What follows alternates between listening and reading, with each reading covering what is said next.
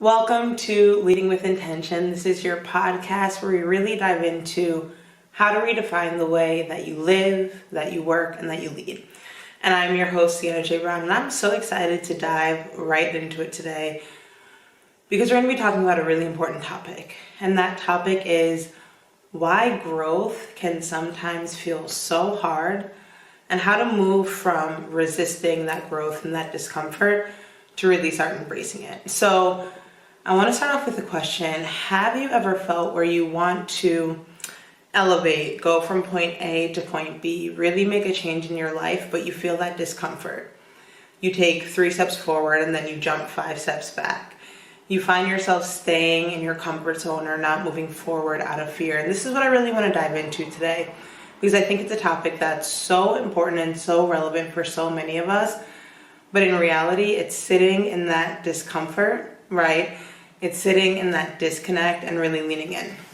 So I'm going to talk today about why discomfort feels uncomfortable. I'm going to share some personal stories and, girl, what that's looked like for me over the last 2 years and how moving through step by step has really allowed for me to embrace and evolve.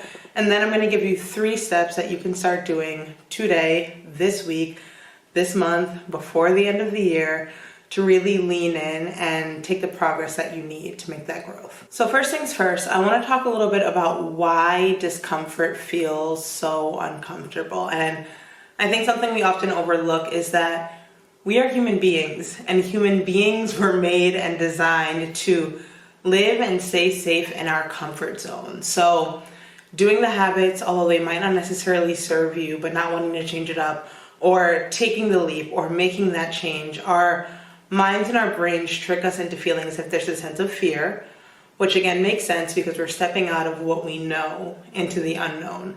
And so because we feel that fear, once we start taking those steps, our body reacts, right?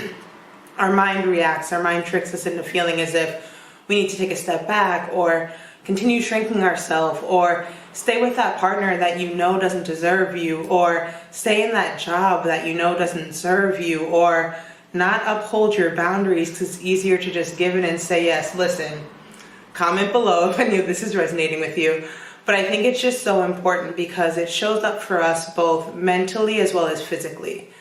The gut feeling in your stomach when you start getting nervous, right? Or pushing yourself outside of your comfort zone and your body almost starts tweaking out a little bit because it's saying, this is new. What's coming up for me? The emotional signs, right? The anxiety that might come up, the self-doubt, the sentiment of imposter syndrome. All of these things are created to keep us where we're at.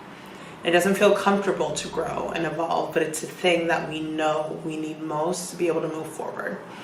I want us to think about it quickly as this sentiment of discomfort is the sign that you're moving towards evolution, right? That discomfort should be something that you're embracing. That discomfort is the thing that will help you move forward until the discomfort starts feeling comfortable. And that's the beautiful thing and the hard thing, right? You start going to the gym, you hate it the first week, 2 weeks, until those reps get a little bit easier, right? You feel a little bit stronger, you're excited and you're motivated, but oftentimes it's going over that first hump. It's going over those first couple of hard moments and seeing it through, which is where you really start to be able to lean in. And so I want to talk a little bit about all of the discomfort that I've personally been feeling and felt over the last 2 years. So I laugh because my mom always says, I feel like you just redefine, evolve, redesign, reinvent. That's the word I was thinking of. Reinvent yourself every 3 years. And it's true. Scorpio energy, projector energy, all of that good stuff. But it's really interesting because the last 2-3 years for me has been so much discomfort in the most beautiful way, right? And that meant a lot of stepping outside of my comfort zone, doing things that I didn't believe that I was capable of doing, really reaching milestones that I would have never imagined. But it doesn't mean that it felt easy. It doesn't mean that it was comfortable. It doesn't mean that I didn't have to push through my own limiting beliefs and also self-sabotage that I had created for myself. Great example. So many of you know that we moved about a year ago to Casa Luna, which is just like our beautiful oasis in this small town in the mountains of Spain. My partner and I moved a little bit less than a year ago. And for me, it was such a journey of discomfort and expansion at the same time. And it's so funny because it might seem like something that's so simple, but I'm a recovering perfectionist, and the house that we moved into, it's extremely expensive, but also it took a lot of work and time and energy to make it feel like us, with our energy, with our vibe. You can see I'm in my office, that it's taken me time to really refine and redo. Why is this important? I really had to work through my sentiment of everything needs to be perfect now. And I had to work through some of those mindset shifts of saying, okay, Sienna, what is the 1.0 version that will give you what you need to move forward? What is that 1.0 version to make you feel comfortable and safe at home while knowing that there's still space and room to grow, right? A year ago, that was doing the hardest deep cleaning I've done in my entire life, right? It's still not done. In addition, that meant, okay, how do I make each space feel a little homier, piece by piece? That meant, how do I start planning my finances to be able to invest in where we want to invest in the home? All of these things. And I mean, for me, for me recently, that meant as we moved to Casa Luna, but in relationships, right? Alex and I have been on this beautiful trajectory for the last 3 years. Y'all, it is uncomfortable as all heck going from being this like hyper independent, I can do everything baddie, to moving in with, not just moving in physically, but like moving into life with my life partner, my soulmate, and really refiguring out, how do I want to have partnership? Who do I want to be in this new version of myself?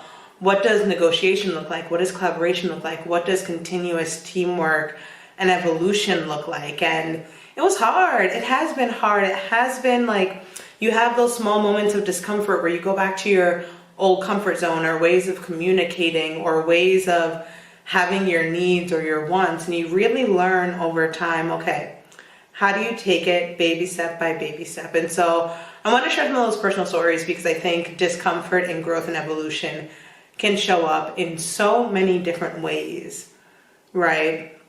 But what it's really about is being able to say, how can I identify where I want to be going in my life? How can I create the simple steps to be able to get there? And how can I make the commitment to discomfort so that I can go from point A to point B? And that doesn't mean that there can't be ease. That doesn't mean that there can't be abundance.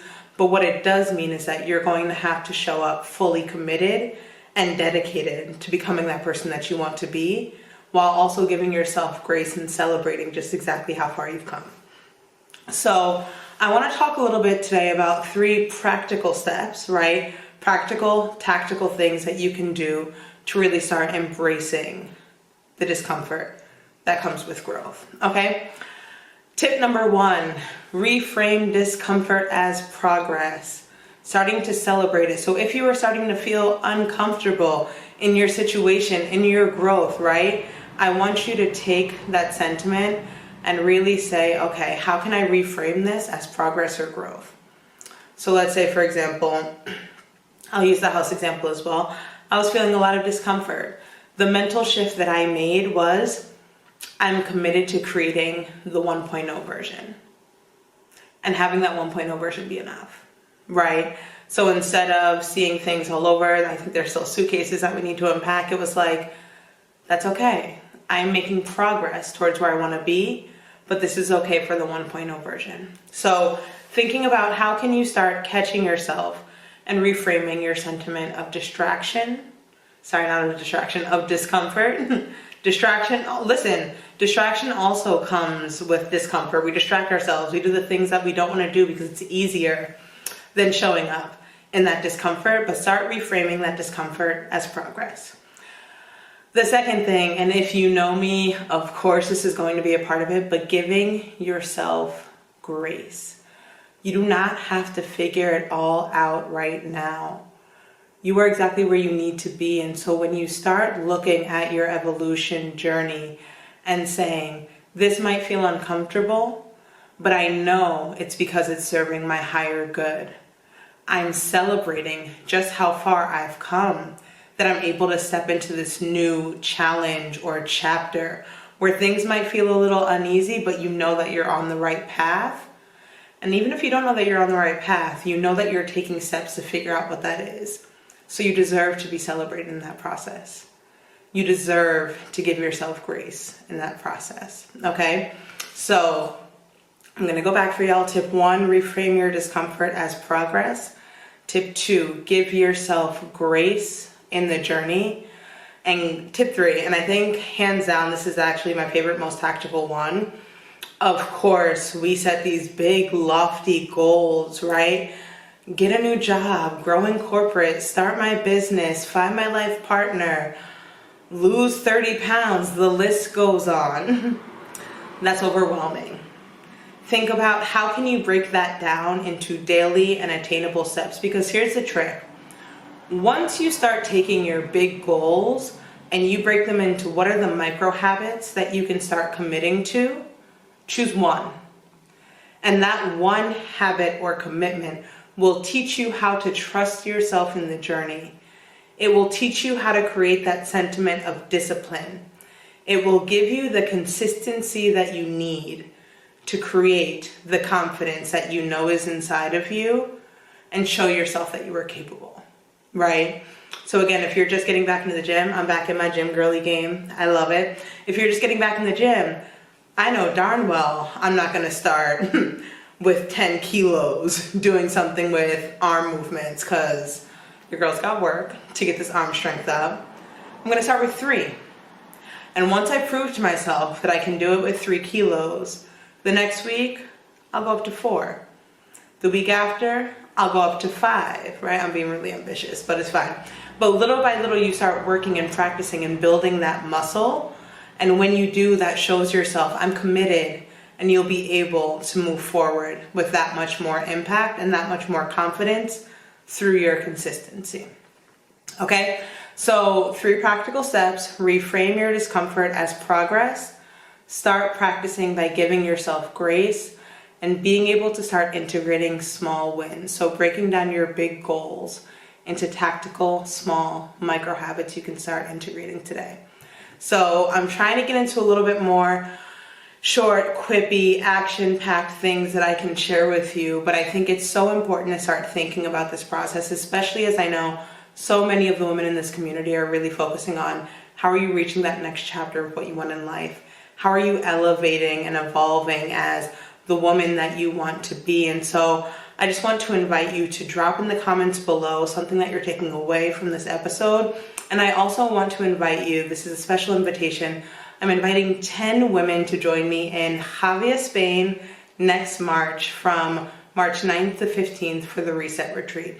And so the Reset Retreat is where we're going to be diving deep into a lot of these topics through workshops, through conversation, through things that are a little bit more creative and working on the embodiment part of it. But it's really set up for women who are ready to redefine and reclaim their life, their work, and their leadership. And part of the reason why I created this retreat is because I know so much the impact of being in the room, being surrounded by other women who are also on the same journey as you, the women that get it, the women that you don't need to explain yourself to or feel like you're out of touch, but really being able to be in the room and also with an environment that serves your highest elevation.